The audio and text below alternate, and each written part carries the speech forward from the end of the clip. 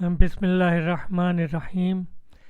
آج کے سبق میں بھی ہم جملہ فعلیہ میں پاسٹ ٹینس یعنی فعل ماضی کے بارے میں پڑھیں گے، اس کے بارے میں جانیں گے۔ دیکھیں،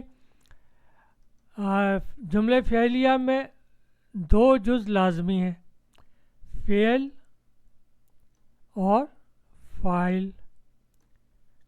اچھا، فاعل دو طرح سے آ سکتا ہے جملہ فعلیہ میں، یا تو فاعل ظاہر ہوگا، اگر ظاہر نہیں ہوگا تو پھر ضمیر اس کے اندر پوشیدہ ضمیر ہوگی۔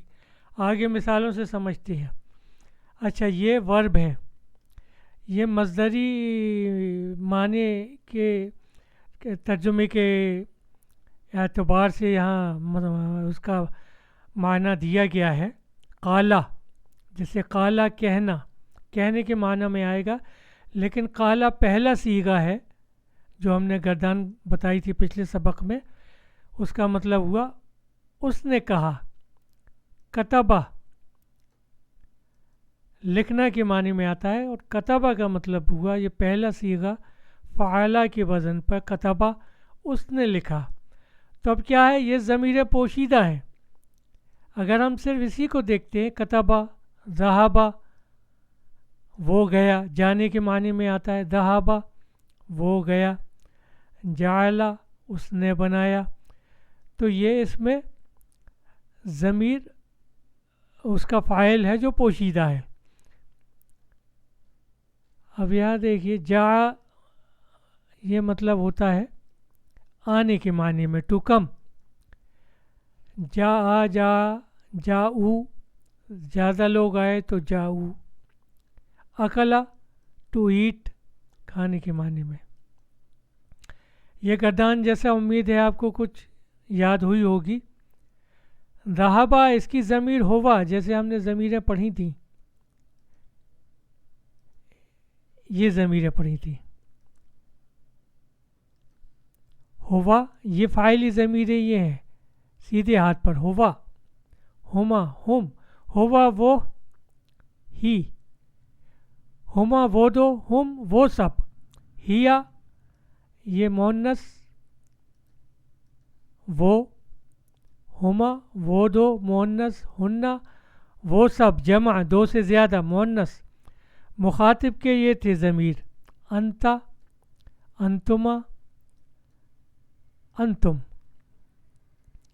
انتی تو ایک مونس، انتما تم دو مونس، انتنا تم دو سے زیادہ یا تم سب مونس، انا میں، نحنو ہم۔ یہ فاعلی ضمیریں ہیں، پہلے ہم پڑھ چکے ہیں، یہ سیدھے ہاتھ پہ ساری یہ فاعلی ضمیریں ہیں۔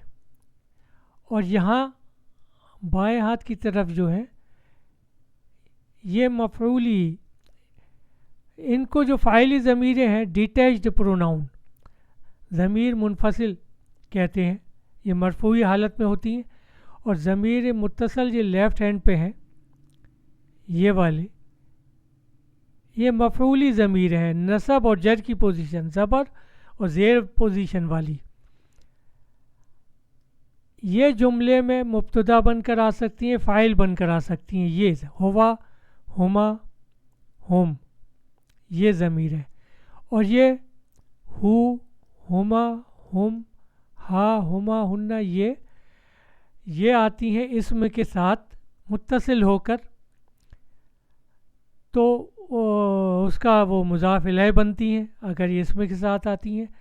اگر یہ ورب کے ساتھ، فعل کے ساتھ اگر اٹیچ ہو کر آتی ہیں تو پھر مفعول بنتی ہیں۔ آگے ہم اس کی مثالوں سے اور سمجھتے ہیں۔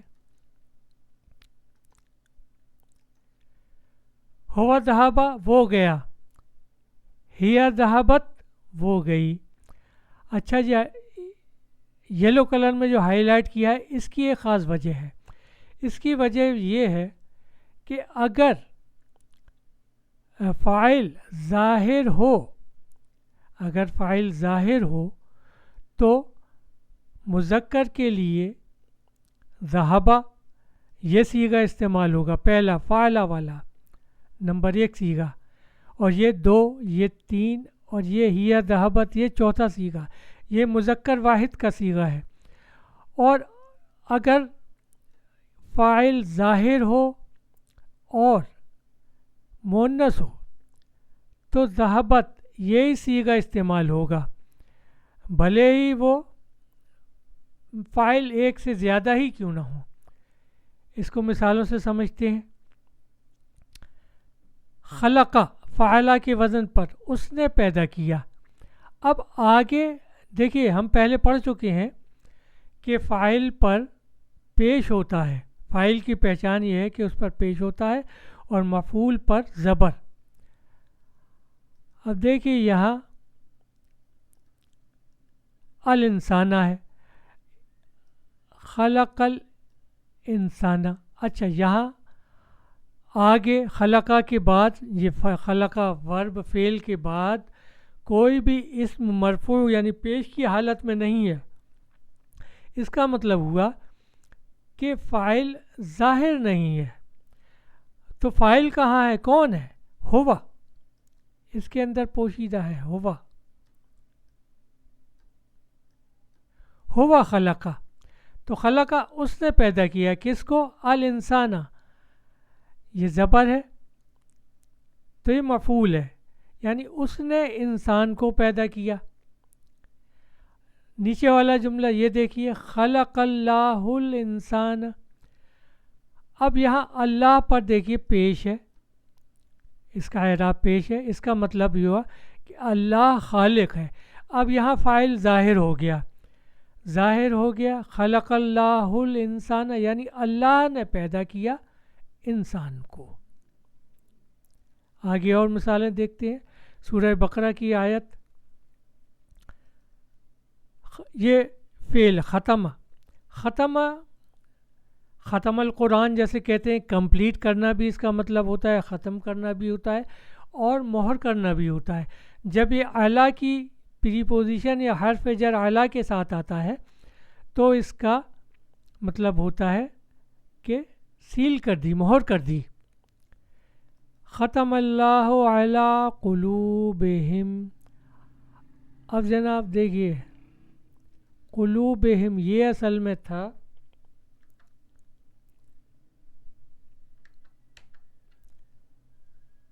قلوبہم، یہ کہہ سکتے ہیں مضاف اور مضاف الیہ ہے، یہ مرکب اضافی، قلب کی جمع قلوب یعنی دل، ہم ان کے۔ اب کیونکہ یہ حرف جر اعلیٰ آ رہا ہے تو حرف جر کے بعد والا اسم جر میں زیر میں آ جاتا ہے، تو با کے نیچے، قلوب کے با کے نیچے زیر آ گئی، قلوبہم۔ اور جب یہ ضمیر متصل ہم، اگر اس کے پہلے جو اسم آ رہا ہے اگر وہ جر میں ہے، زیر میں ہے، تو ہم کی بجائے یہ ہم ہو جاتا ہے۔ تو ختم اللہ، اللہ نے مہر لگا دی، اعلی قلوبہم، ان کے دلوں پر، وعلی سمعہم، ان کے سننے پر، سمعہم ان کے سننے پر۔ اب یہاں سے دوسرا جملہ، یہاں وقف آ گیا، اب یہاں سے دوسرا جملہ شروع ہوگا، اور علی ابصارہم، ابصار ان کی بصارت، ان کی آنکھوں پر، علی ابصارہم غشاوتن یا غشاوہ، غشاوہ پردہ کا معنی ہوتا ہے، غشاوہ کا پردہ، اور ان کی آنکھوں پر پردہ ہے۔ وَلَهُمْ عَذَابٌ عَظِيمٌ، اور ان کے لیے بڑا عذاب ہے۔ یہ لام، یہ بھی حرف جر آ گیا، لہم ضمیر متصل، ہم ان کے، عذاب عظیم بڑا عذاب، ایک بڑا عذاب، ان کے لیے بڑا عذاب ہے۔ قلوبہم، یہ میں نے بتایا یہ مضاف مضاف الیہ، یہاں سمعہم یہ بھی مضاف مضاف الیہ بنا ہے۔ وَلَهُمْ یہ جار مجرور، تو انشاءاللہ اگلے سبق میں ہم اس کی اور تفصیل دیکھیں گے۔ وآخر دعوانا ان الحمد للہ رب العالمین۔